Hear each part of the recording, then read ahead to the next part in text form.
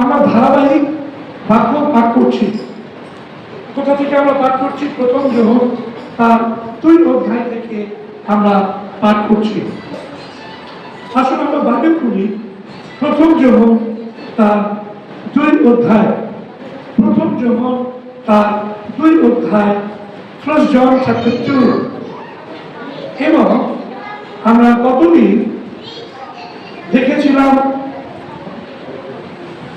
2 অধ্যায়ের 17 পদ পর্যন্ত। আমরা আজকে 18 পদ থেকে আলোচনা করব। প্রথম যোহন তার 2 অধ্যায় 18 পদ থেকে আমরা আলোচনা করব। গত রবিবার দিন আমরা যা দেখেছি আমরা একটু পুরো আলোচনা করে নিই। সেখানে বলছে যে পিতারা, তোমরা তোমাদের ঈশ্বরকে আদি থেকে জানো। আর পিতারা বলতে পিতৃপুরুষদের কথা, যারা প্রভুকে জানতে পেরেছে আমাদের আগে, ঠিক আছে, তারা যেন সেই আদি থেকে যে প্রভুকে জেনেছে সেই প্রভুতে যেন তারা স্থির থাকে। তারা যেন নিজেরা স্থির থাকে তা নয়, কিন্তু তারা সেই লেগেছে, তারা যে প্রভুর সঙ্গে চলেছে সেই যে চলাটা যেন অন্যদের মধ্যে সেটা যেন স্থানান্তরিত করতে পারে, তাদের মধ্যে পুঁতে দিতে পারে সেই বীজটা, যে তারা সেই প্রভুতে কেমন ভাবে চলেছে সেটা তাদের সন্তানদের মধ্যে যেন তারা সেই বীজটা প্রদান করতে পারে, সেই শিক্ষা প্রদান করতে পারে। তাই বলছে পিতারা, তোমাদের ঈশ্বরকে তোমরা আদি থেকে জানো এবং তোমরা সেই পিতাকে তোমাদের সন্তানদের মধ্যে তোমরা প্রদান করো। দ্বিতীয়ত যুবকদের বিষয় বলেছে, তোমরা সেই পাপাত্মাকে অর্থাৎ দিয়াবলকে জয় করেছ। আমরা গতদিন দেখেছিলাম যুবক যুবতীদের জীবনের নানা মানসিক যে আকর্ষণ, জাগতিক যে আকর্ষণ রয়েছে, এবং তারা সহজেই মানুষের কারণে চক্ষুর অভিলাষ, জীবিকার দর্প ইত্যাদির কারণে তারা বিপথে পরিচালিত হয়। তাদের মাংস তাদের সুবিধায়, সেই কারণে তাদেরকে বলছে তোমরা সেই খ্রিস্ট যিশুকে জানতে পেরেছ, তাকে তোমরা পরিত্রাতা হিসেবে গ্রহণ করেছ, এবং সেই পাপাত্মা যে এতদিন পর্যন্ত তোমাদের উপরে কর্তৃত্ব করছিল, সেই দিয়াবল যে তোমাদের উপরে কর্তৃত্ব করছিল, তাকে তোমরা জয় করেছো। হালেলুয়া। তাই বলছে সেই যুবকেরা, তোমরা সেই পাপাত্মাকে অর্থাৎ দিয়াবলকে জয় করেছো। আর তারপরে আমরা দেখেছিলাম শিশুরা, তোমরা তোমাদের পিতাকে জানো, অতএব জগৎকে প্রেম করো না। যে পিতারা তোমাদের সামনে আদর্শ হয়েছে, প্রভুর পথ ধরে চলেছে, সেই পিতাদের পথ ধরে তোমরা চলো। জগৎকে ভালোবেসো না, কিন্তু ঈশ্বরকে ভালোবাসো। কেননা যে ঈশ্বরকে ভালোবাসে বা প্রেম করে সে অনন্ত জীবন লাভ করে। আমরা গতদিন এই পর্যন্ত দেখেছিলাম। আসুন প্রিয় ভাই বোন, আজকে আমরা 18 পদ থেকে দেখব।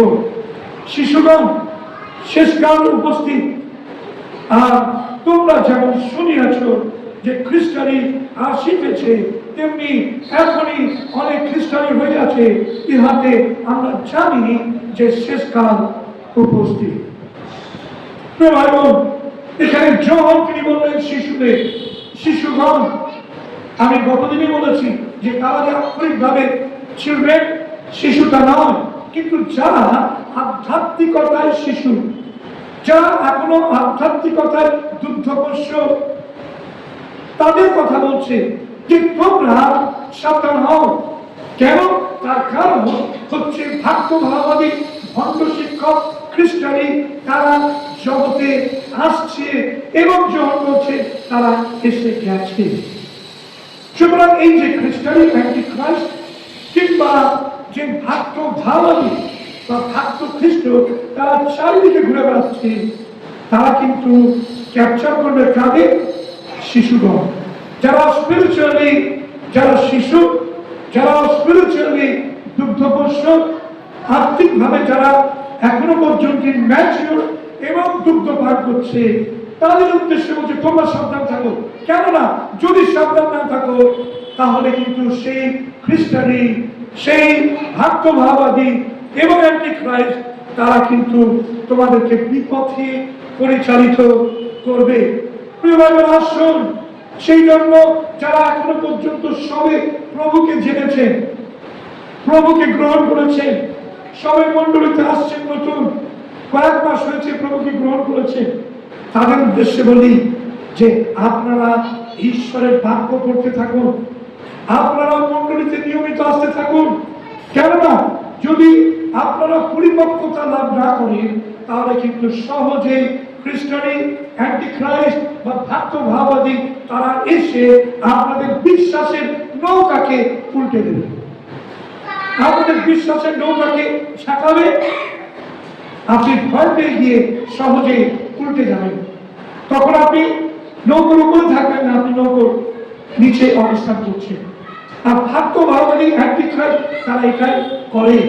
এবং তারা কি করে? তারা বিভিন্ন বাড়িতে বাড়িতে যায়, তারা খ্রিস্ট বিশ্বাসীদের বাড়িতে গিয়ে তারা বলে আমরা একটু প্রার্থনা করব, আমরা বাইবেলের কথা বলবো, আপনারা শুনুন। এবং আপনি হয়তো বলেন ঠিক আছে, বাইবেল নিয়ে আসছে একজন আমার বাড়িতে প্রার্থনা করছে, আমি তাকে বসতে দিই। আপনি বসতে দিলেন, তারপরে সে আপনাকে সমস্ত বাক্য বিরোধী, ঈশ্বরের নতুন নিয়মের যে বাক্য রয়েছে সেই বাক্য বিরোধী বিভিন্ন ধরনের কথাবার্তা বলে আপনাকে বিভ্রান্ত করবে। যেমন আমাদের ভাই একটু আগে বলল কৃষ্ণ যে তাদের বাড়িতে দুজন এসেছিল এবং তারা কি বলছিল? তারা কি বলছিল? তৃতীয় আগমন হয়ে গেছে, মাতা মরিয়মের সাহায্যে দ্বিতীয় আগমন হয়ে গেছে। প্রিয় ভাই বোন, এই ধরনের শিক্ষা বাইবেল কিন্তু আমাদের দেয় না। তার কারণ বাইবেল বলছে যে প্রভুর দ্বিতীয় আগমনের আগে প্রথম চিহ্ন হচ্ছে সকলের কাছে ঈশ্বরের বাক্য পৌঁছে যাবে। এখনো পর্যন্ত সকলের কাছে ঈশ্বরের বাক্য পৌঁছে যায়নি, সুতরাং এখনো শেষ আসতে এখনো বাকি রয়েছে। তবে শেষের কাছে আমরা উপস্থিত হয়েছি, কিন্তু আমরা বলতে পারি না যে শেষ এসে উপস্থিত হয়েছে।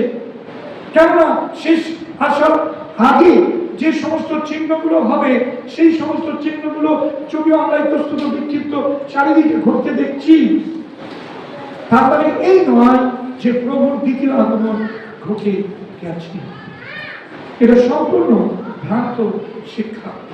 প্রিয় ভাই বোন, আসুন আমি একটি শাস্ত্রাংশ বলব যে এই দিয়াবল, এই ভাক্তভাবাদীরা কিংবা খ্রিস্টানিরা তারা নতুন নিয়মে যে শিক্ষা পৌলের মধ্যে দিয়ে ঈশ্বরের আত্মা বিশ্বাসীদের দিচ্ছেন, মণ্ডলীকে দিচ্ছেন, সেই বিশ্বাসের শিক্ষার বিরুদ্ধে শিক্ষা তারা দিচ্ছে। প্রকাশিত বাক্য তার 13 অধ্যায়ের 1 পদ, প্রকাশিত বাক্য তার 13 অধ্যায়ের 1 পদ।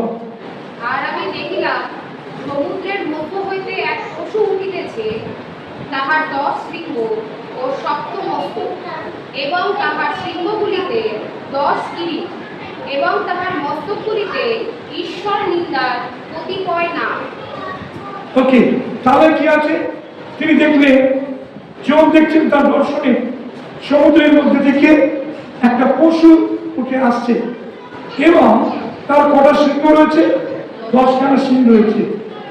একটা পশুর 10টা সিং, ওকে, এবং সপ্ত মস্তক রয়েছে, 7টা মাথা, এবং তার সিংহগুলিতে 10 কিরীট রয়েছে। কিরীট মানে মুকুট, ওকে, কিরীট রয়েছে। এবং তার মস্তকগুলোতে যে 7টা মাথা রয়েছে সেই মস্তকগুলোতে ঈশ্বর নিন্দার কতিপয় নাম লেখা রয়েছে, অর্থাৎ ঈশ্বরের নিন্দাকারী মস্তকগুলো। সেভাবে ঈশ্বরের নিন্দা করা যায়। ভাক্তভাবাদীরা এইভাবে ঈশ্বরের নিন্দাজনক বিভিন্ন কথাবার্তা তা বলবে। আপনাকে আমাকে সতর্ক থাকতে হবে। 8 পদ করুন একটু। কেননা তাহাতে পৃথিবীর নিবাসীদের সমস্ত লোক তাহার ভজনা করিবে, যাহাদের নাম জগৎপত্তনের সময়াবধি হতো মেষশাবকের জীবন পুস্তকে লিখিত নাই। তাহলে কারা কার ঘটনা করবে? সেই ভক্ত খ্রিস্ট অ্যান্টি খ্রাইস্ট কে তার ঘটনা করবে? কি লেখা আছে ওখানে? তাহাতে পৃথিবীর নিবাসীদের সমস্ত লোক তাহার ঘটনা করিবে, এবং লেখা আছে যাহাদের নাম জগৎ পত্তনের সময়াবধি হত নিঃশাবকের জীবন পুস্তকে লিখিত নাই। তাহলে যাদের নাম জীবন পুস্তকে লেখা নেই, কোন জীবন পুস্তক? হতবিশ্বাবকের জীবন পুস্তকে যাদের নাম লেখা নেই। হতবিশ্বাবক হচ্ছে প্রভু যীশু খ্রিস্ট, আর তার জীবন পুস্তক তিনি লিখবেন। আর সেই জীবন পুস্তকে যাদের নাম পাওয়া যাবে না, তারা কিন্তু সকলে অ্যান্টি খ্রাইস্টের ঘটনা করবে। প্রিয় ভাই বোন, আপনার নাম যদি সেই জীবন পুস্তকে থাকে, আপনি যদি প্রকৃত পরিত্রাণ পেয়ে থাকেন এবং আপনি যদি দুগ্ধপোষ্য না হন, তাহলে কিন্তু কি হবে? আপনি প্রভুতে স্থির থাকবেন। আপনি কখনো সেই পশুর ঘটনা করবেন না, যে পশু ঈশ্বর নিন্দা করবে। প্রিয় ভাই বোন, আসুন আপনি আমি যেন প্রভুতে স্থির থাকতে পারি। কেননা জগতের লোকেরা, পৃথিবী নিবাসী, তারা কিন্তু তারই ঘটনা করবে, ভক্ত ভাবনের ঘটনা করবে, অ্যান্টিখ্রাইস্টের ঘটনা করবে, সেই পশুর ঘটনা করবে। ওকে, কিন্তু আপনার যারা প্রভু যীশু খ্রিস্টের জীবন পুস্তকের নাম লিখিত আছে, তারা কিন্তু আমরা তার ঘটনা করব না। এখানে দেখো, এরপরে আপনি দেখুন 18 পদটা দেখুন। এর স্থলে জ্ঞান দেখা যায় যে বুদ্ধিমান সে ওই পশুর সংখ্যা গণনা করুক, কেননা তাহা মনুষ্যের সংখ্যা, এবং সেই সংখ্যা 666। তাহলে সেই অ্যান্টি খ্রাইস্ট, সেটা কার সংখ্যা হবে? সেটা মানুষের সংখ্যা, এবং সেই সংখ্যাটা কত? 666। অর্থাৎ সেই ব্যক্তি নামের যোগফল হবে 666, এবং সেই অ্যান্টি খ্রাইস্ট সেই নরলোককে ভ্রান্ত করবে। প্রিয় ভাইরা, আসুন, যখন বলছেন ভাতৃগণ, শিশুরা তোমরা শেষকাল উপস্থিত হয়েছে, তোমরা সাবধান হও, কেননা দেখো সেই অ্যান্টি খ্রাইস্ট এসে তোমাদের বিভ্রান্ত করবে এবং তোমাদের ঈশ্বরের পথ থেকে সরিয়ে নিয়ে যাবে। প্রকাশিত বাক্য 19 অধ্যায় করুন। প্রকাশিত বাক্য Revelation chapter 19 verse 20, 19-20। প্রকাশিত বাক্য 19 অধ্যায় 20 পদ। তাহাতে সেই পশু ধরা পড়িল, এবং যে ভ্রাতৃভাববাদী তাহার সাক্ষাতে চিহ্নকার্য করিয়া পশুর ছাপধারী ও তাহার প্রতিমার ভজনাকারীদের ভ্রান্তি জন্মাইত, সেও তাহার সঙ্গে ধরা পড়িল।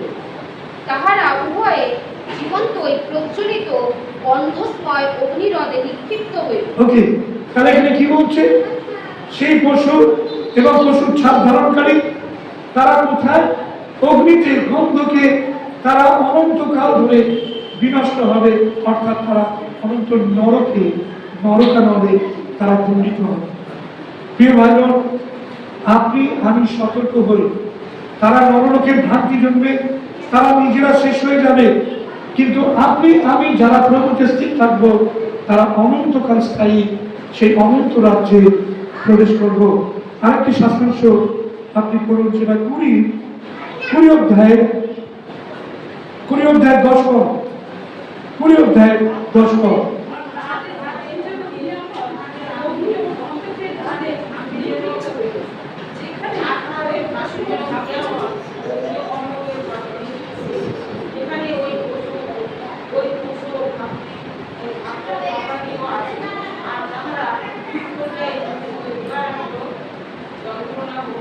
দেখুন কি বলছে, আর তাহাদের ভ্রান্তিজনক দিয়াবল অগ্নি ও গন্ধকের হ্রদে নিক্ষিপ্ত হইবে।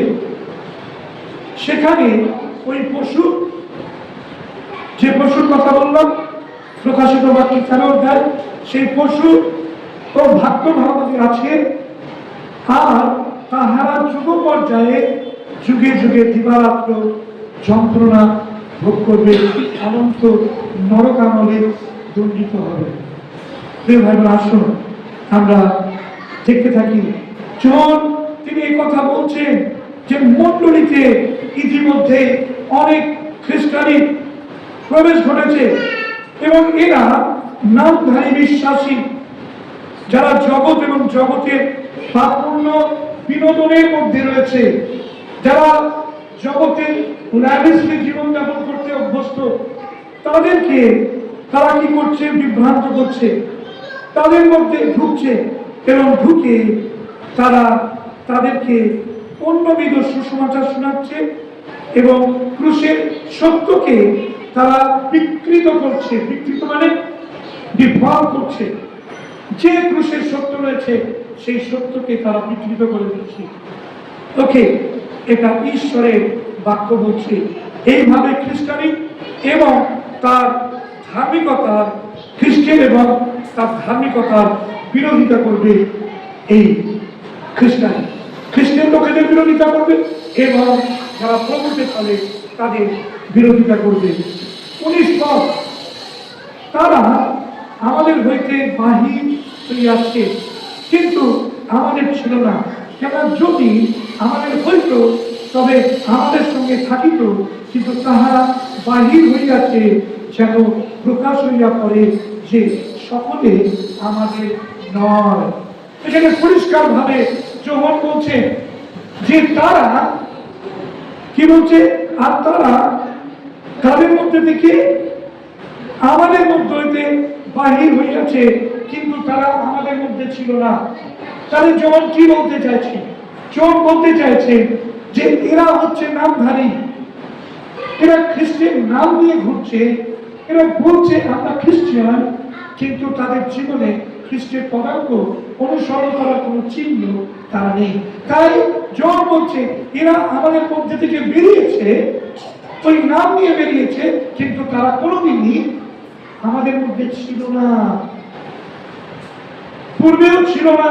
পাস্ট টেন্সে বলছে যে অতীতে সে তারা ছিল না এবং আগামী দিনেও তারা থাকবে না।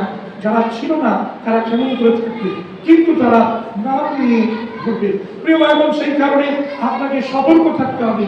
যারা প্রভু ছিল না তারা কেমন করে প্রভুর বার্তা প্রকাশ করবে, কিংবা প্রভুর বার্তা আপনাকে শোনাবে, কিংবা প্রভুর পথে আপনাকে সেই জীবন আদর্শ রেখে আপনাকে উৎসাহিত করবে যেন আপনি প্রভুর পথে চলতে পারবেন। তারা প্রভুর পথে ছিল না, প্রভুরই ছিল না। তাই প্রিয় ভাই বোন, আজকে যখন আপনি আপনার কারোর কথা আপনি শুনছেন, প্রভুর বাক্য শুনছেন, আপনি সতর্ক হন। তার জীবনযাপন সে কি প্রকৃতপক্ষে প্রভু নাকি প্রভুতে নেই? এই দুয়ের মধ্যে দেখুন যে সোনারপুর অ্যাসেম্বলি বর্ণগুলি থেকে বেরিয়েছে, বেরিয়ে প্রচার করছে, তার মানে সে পারফেক্ট প্রচার করছে তা নয়। সে ছিল মণ্ডলীতে, কিন্তু তার মধ্যে খ্রিস্ট ছিল না। সে কোনোদিনই যিশুকে তার হৃদয়ে গ্রহণ করেনি। সে উপরে উপরে ছিল, বেরিয়ে গেছে আর বেরিয়ে গিয়ে প্রচার করছে, তার মানে এই নয় যে সঠিক কথা সে প্রচার করছে। আমাদের বাইবেল কলেজ থেকে অনেক সময় আমরা দেখি যে অনেক স্টুডেন্ট তারা বেরোয়, কিন্তু তারা পরবর্তীকালে তারা বিভ্রান্তি সুসমাচার প্রচার করে। তাতে করে আমরা ফ্যাকাল্টিরা খুব দুঃখ পাই। আমরা বলি এই সমস্ত প্রোডাকশন তো আমরা করিনি, এই শিক্ষা তো আমরা দেখি। আমি থিওলজি পড়াই কলেজে, এই ধরনের থিওলজি কোনোদিন আমি পড়াইনি আমার স্টুডেন্টদের। তাহলে এই ধরনের থিওলজি কেন তারা প্রচার করছে? তার মানে হচ্ছে যে তারা মুখোশধারী, তারা একটা ডিগ্রি পাওয়ার জন্য এসেছে বা তাদের সংস্থা পাঠিয়েছে, তারা ডিগ্রি নিয়ে বেরিয়ে গেছে তাদের সংস্থার হয়ে কাজ করার জন্য। সুতরাং তাদের সংস্থা যে ভ্রান্তি সুসমাচার প্রচার করে, তারাও সেই বিভ্রান্তিমূলক সুসমাচারই প্রচার করবে, কিন্তু সার্টিফিকেটটা বহন করবে বার্টেন থিওলজিক্যাল কলেজে। সবাই প্রশ্ন করবে কি একটু ব্রিটিশ স্টুডেন্ট এরকম কথা বলছে, তাহলে নিশ্চয় ঠিক বলছে। ব্রিটিশ স্টুডেন্টরা খুব ভালো হয় সাধারণত। প্রিয় ভাই বোন, আপনি আমি সতর্ক হই যোহনের এই কথার দ্বারা। যোহন বলছে আমাদের মধ্যে থেকে বের হয়েছে, কিন্তু কোনোদিনই আমাদের মধ্যে ছিল না। কেননা যদি আমাদের মধ্যে থাকতো, যদি হইতো, তবে আমাদের সঙ্গে থাকিত। প্রিয় ভাই বোন, কি হতো? যোহন বলছেন আমাদের সঙ্গে সে থাকতো। কেন? যিশু বলছেন মথিলিখিত সুসমাচার তার 10 অধ্যায়, তার ইচ্ছা তিনি শিষ্য মনোনয়ন করলেন যেন তার শিষ্যরা তার সঙ্গে সঙ্গে থাকতে পারে, যেন তারা তার সঙ্গে সঙ্গে থাকে। যোহন বলছেন যদি আমাদের থাকতো তাহলে তারা আমাদের মধ্যেই থাকতো, তারা আমাদের শিক্ষায় তারা শিক্ষা দিত, তারা অন্যবিধ শিক্ষা তারা প্রদান করতো না। অতএব সাবধান, সতর্ক থাকুন। 19 বলে তাই বলছে, কিন্তু তারা বাইরে হইয়াছে যেন প্রকাশ হইয়া পড়ে যে সকলে আমাদের নয়। হালেলুয়া। প্রিয় ভাই বোন, ঈশ্বরের বাক্য বলছে যুগান্তে, তাই না? শ্যামা ঘাস 13 অধ্যায়, শ্যামা ঘাস এবং আমাদের গমের দৃষ্টান্তে সেখানে বলছে শ্যামা ঘাসের কথা। আর শ্যামা ঘাস কবে প্রকাশিত হবে? ওখানে কি লেখা আছে? যুগান্তে, মানে যুগের শেষে, তখন প্রকাশ হয়ে পড়বে। কিন্তু এখন শ্যামা ঘাস এবং গম উভয়কে বাড়তে দাও। এখন তাদেরকে কেটে ফেলো না। শ্যামা ঘাস বলে কেন ভুল করে তোমরা গমগুলো উপড়ে ফেলবে, কেটে ফেলবে, তাই বাড়তে দাও। কিন্তু যুগান্তে তোমরা কাটবে, কেন? সেগুলো শ্যামা ঘাস, সেগুলো গম নয়, প্রকাশ হয়ে পড়বে। আর যখন একই কথা বলছে তারা বার হয়েছে যেন তারা প্রকাশ হয়ে যায় যে তারা যোহন এবং তাদের মধ্যে ছিল না। হালেলুয়া। প্রিয় ভাই বোন, মণ্ডলীতে যারা বিশ্বস্ত ভাবে রয়েছে তারা প্রভুদের স্থির থেকে তারা মণ্ডলীতে রয়েছে, কিন্তু যারা মণ্ডলী থেকে ছিটকে বেরিয়ে গেছে তারা কিন্তু কোনোদিনই মণ্ডলী ছিল। আর যদিও অন্য কোনো মণ্ডলীতে যায়, অন্য কোনো মণ্ডলীতে যায়, অন্য বিধ সুসমাচার প্রচার করবে এবং তারা কিন্তু বিভ্রান্তি সৃষ্টি করবে। হালেলুয়া। কিন্তু প্রিয় ভাই বোন, আপনাদের প্রত্যেককে আমি চ্যালেঞ্জ করি পালক হিসাবে যে আপনি যে মণ্ডলীতে পরিত্রাণ পেয়েছেন, যে যিশুকে আপনি হৃদয়ে গ্রহণ করেছেন, সেই যিশুকে আপনি হৃদয়ে নিয়ে চলুন জীবনের শেষ দিন পর্যন্ত, যেন আপনি খ্রিস্টের এটা যেন প্রমাণিত হন। হালেলুয়া। 19 পদ আমরা দেখি। প্রিয় ভাই বোন, আসুন আমরা যেন প্রভুতে স্থির থাকতে পারি। যোহন তিনি দুটো কথা বলছেন।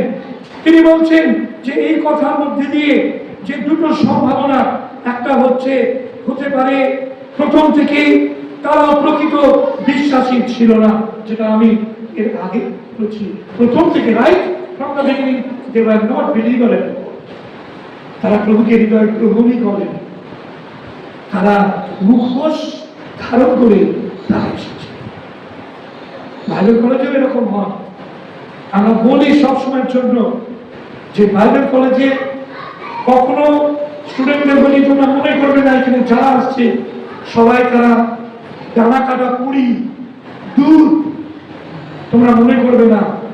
এখানেও দীপ্তিময় বুকের বেশ ধারণ করে শয়তান দিয়াবল কিন্তু প্রবেশ করে রয়েছে। সেই জন্য বাইবেল কলেজের মধ্যে কেন প্রবেশ করে? যেন ওইখান থেকে যারা মনোনীত তাদেরকে বিভ্রান্ত করা যায়। হালেলুয়া। সেই জন্য আমরা সতর্ক করি সবসময়, সাবধান, নিজের জীবনকে ঠিক রাখো বলতে বিভ্রান্ত হয়ে জীবনরা বাইবেল কলেজ থেকে।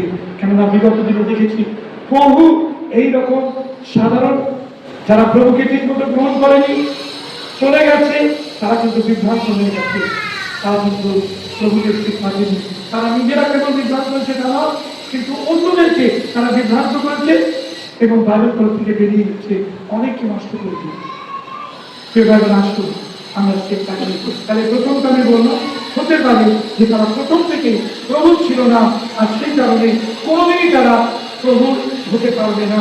আর দ্বিতীয়টা হচ্ছে হয়তো কোনো এক সময়তে তারা খ্রিস্টের সঙ্গে ত্রাণকারী সম্পর্কে যুক্ত ছিল, কিন্তু পরে সেই বিশ্বাস থেকে তারা সরে পড়েছে। প্রথমে হয়তো ছিল, কিন্তু পরে তারা সরে পড়েছে, কোনোভাবে কারণ তারা বিভ্রান্ত হয়ে সরে গেছে। তাই আমরা যেন প্রভুতে স্থির থাকতে পারি। প্রভু তিনি অনুগ্রহ করুন, প্রভু তিনি সাহায্য করুন, যেন আমরা প্রভুতে যেন স্থির থাকতে পারি। প্রভু তিনি বিশেষ অনুগ্রহ আশীর্বাদ প্রদান করুন। আসুন আমি শেষ করব, আর বেশি দীর্ঘায়িত করবো না। পরিপথ, তোমরা সেই পবিত্রতম হইতে অভিষেক পাইয়াছ। তিনি সঠিক বিশ্বাসী, পরিত্রাণপ্রাপ্ত বিশ্বাসী যারা প্রভুতে স্থির আছে, তাদের উদ্দেশ্যে তিনি বলছেন যে তোমরা সেই পবিত্রতম, তোমরা সেই পবিত্র প্রভু যীশু খ্রিস্টের, তোমরা সেই পবিত্র ঈশ্বরের অভিষেক পাইয়াছ। প্রিয় ভাই বোন, প্রভু তিনি আপনাকে যে অভিষেক দিয়েছেন, সেই অভিষেক যেন আপনার জীবন থেকে সরে না যায়। সেই অভিষেক আপনার জীবনে কি করতে পারে? সেই অভিষেক আপনাকে শেষ পর্যন্ত ধরে রাখবে। সেই অভিষেক আপনাকে সাহসের সঙ্গে প্রভুর সুসমাচার বলার ক্ষমতা যোগাবে। সেই অভিষেক সেই অভিষেক আপনাকে প্রভুর জন্য সাক্ষ্যবান হতে সাহায্য করবে। সেই অভিষেক আপনাকে উপযুক্তভাবে সময় মতো কি বলতে হবে, সেই অভিষেক আপনাকে জুগিয়ে দেবে। সেই উপযুক্ত ওয়ার্ডগুলো, বাক্যগুলো জুগিয়ে দেবে। প্রিয় ভাই বোন, আর সেই জন্য যোহন বলছেন যে অভিষেক তোমরা পাইয়াছ। প্রিয় ভাই বোন, আপনি কি সেই প্রভুর কাছ থেকে সেই অভিষেক প্রাপ্ত হয়েছে? যে অভিষেক খ্রিস্ট বিশ্বাসী প্রথম শতাব্দী এবং শিষ্যদের জীবনে ছিল, সেই অভিষেক কি আজকে আপনার এবং আমার জীবনে রয়েছে? যদি থাকে, তাহলে সেই অভিষেক আমাদেরকে সাহায্য করবে বর্তমান দিনেতে, শেষ দিনেতে প্রভুতে স্থির থাকতে। কিন্তু ওখানে লেখা আছে, দেখুন, যে তোমরা যে অভিষেক পাইয়াছ ও সকলেই জ্ঞান পাইয়াছ, তোমরা সত্য জানো না বলিয়া যে আমি তোমাদেরকে লিখিলাম তাহা নয়, বরং সত্য জানো এবং কোন মিথ্যা কথা সত্য হইতে হয় না বলিয়া লিখে নাও। জন কি বলছে? তোমরা যে সত্য নেই জানো, কিন্তু তোমাদের মধ্যে সত্য রয়েছে এবং কোন মিথ্যা সত্যের মধ্যে থেকে উৎপন্ন হতে পারে না। তাই প্রিয় ভাই বোন, যখন আমরা কথা বলবো প্রভুর বিষয়ে, তখন কিন্তু আমরা দুরকম কথা বলবো না, কিন্তু আমরা একরকমই কথা বলবো। যেটা প্রথম থেকে বলেছি সেটা শেষ পর্যন্ত একই কথা বলবো। যখন বলছেন যে কোনো মিথ্যা কথা সত্য হইতে কখনো উৎপন্ন হয় না। কোন মিথ্যা সত্যের মধ্যে থেকে কখনো উৎপন্ন হয় না। প্রভু যীশু তিনি সত্য ছিলেন, তিনি কখনো কোনো মিথ্যা বলেননি। তৃতীয় পত্রে লেখা আছে, আমাদের ঈশ্বর সত্য, মিথ্যা কখনো অসমর্থ, তিনি সত্য কথা বলেন। তাই সত্যের মধ্যে কোনো মিথ্যা অবস্থান করতে পারে না। তাই বলছেন, আমি তোমাদেরকে লিখলাম। যীশু খ্রিস্ট কিভাবে অস্বীকার করে সে বই আর মিথ্যাবাদী কে? আপনি আমি যদি অস্বীকার করি যিশুই হচ্ছেন মুক্তিদাতা, তাহলে আমি মিথ্যাবাদী। কেন আমরা অস্বীকার করছি যে যিশুর মধ্যে দিয়ে পরিত্রাণ রয়েছে? কিন্তু প্রিয় ভাই বোন, যারা আমরা স্বীকার করি যিশু আর পরিত্রাণের দ্বিতীয় কোনো রাস্তা নেই, তারা আমরা সত্যের মধ্যে রয়েছি। এখানে যোহন তিনি সেই পাল্লাটা তিনি দেখিয়ে দিয়েছেন। তিনি বলছেন যে যে কোনো ব্যক্তি খ্রিস্টকে অস্বীকার করে সে বই মিথ্যাবাদী। আর কে? সেই ব্যক্তি হচ্ছে খ্রিস্টানি, যে পিতাকে ও পুত্রকে অস্বীকার করে। দুজনকেই অস্বীকার করে, পিতাকেও করে, পুত্রকেও করে। যে গ্রুপটা এসেছিল সেই গ্রুপটা পিতাকে করে স্বীকার, কিন্তু পুত্রকে স্বীকার করে না। সেই গ্রুপ পিতাকে স্বীকার করে কিন্তু পুত্রকে স্বীকার করে না। সুতরাং এখানে বলছে যে সেই সত্য যে পিতা এবং পুত্র উভয়কে যে স্বীকার করে অস্বীকার করে না, সে হচ্ছে সত্যের মধ্যে রয়েছে। কিন্তু খ্রিস্টানি সে পিতাকে স্বীকার করবে কিন্তু পুত্রকে স্বীকার করবে না, পুত্রকে স্বীকার করবে কিন্তু পবিত্র আত্মাকে স্বীকার করবে না। আর অ্যান্টি খ্রাইস্ট বা খ্রিস্টানিরা তারা এটাই করে, তারা ইনকমপ্লিট থিওলজি, ইনকমপ্লিট গসপেল তারা প্রিচিং করে। প্রিয় ভাই বোন, আসুন আমরা যেন সতর্ক থাকি, আমরা যেন আর শিশু অবস্থায় না থাকি। যারা এখনো পর্যন্ত আমরা দুগ্ধপোষ্য, যারা আমরা এখনো পর্যন্ত সলিড মাংস খেতে শিখিনি, যারা এখনো পর্যন্ত আমরা বাক্যের গভীরতায় পৌঁছতে পারিনি, যারা আমরা এখনো পর্যন্ত দৈনন্দিন বাইবেল স্টাডি করছি না, তাদের কথা বলছি। তারা কিন্তু সকলেই কিন্তু শিশু, আধ্যাত্মিকতায় শিশু। তাদের উদ্দেশ্যে বলছি, আপনারা সতর্ক থাকুন, সাবধান হন, বিশ্বাসে স্থির থাকুন, প্রভুর সেই পরিত্রাণকে ধরে রাখুন, বিশ্বাস থেকে সরে যাবেন না, প্রভুর বিশ্বাসে স্থির থাকুন, প্রভুর বাক্যে স্থির থাকুন, যেন প্রভু যিশুই একমাত্র পরিত্রাতা আপনার হৃদয়তে এই বাক্যটা ধ্বনিত এবং প্রতিধ্বনিত হতে পারে। প্রভু আমাদের সকলকে আশীর্বাদ করুন।